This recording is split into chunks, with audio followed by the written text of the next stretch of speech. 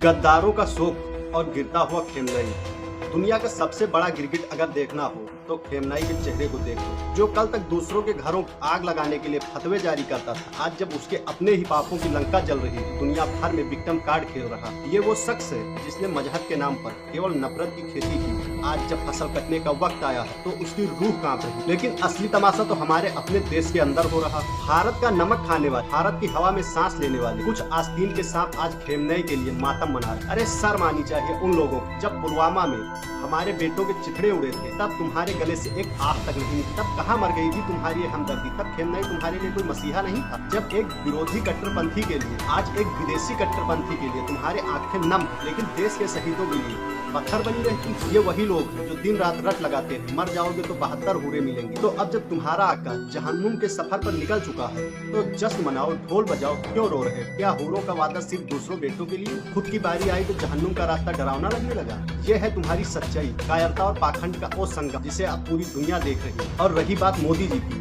तो जो गद्दार है नैरेटिव सेट कर रहे हैं कि मोदी डर गया, वो अपनी औकात याद रखे। शेर भूखा हो सकता है लेकिन वो घास कभी नहीं खाता। तुम्हारी फर्जी धमकियां और जगह जगह प्रोटेस्ट अब भारत की दीवारों से टकराकर चूरना चूर हो जाएंगे। तुम चाहे जितना रो लो, चाहे जितनी छाती पीट लो, इस देश की मिट्टी के साथ गद्दारी करने वालों का अंजाम वही होगा जो आज ईरान की गलियों में हो रहा। खेमनेई कोई भगवान नहीं था और सिर्फ एक गिरती हुई विचारधारा का ढहता हुआ खंभा था।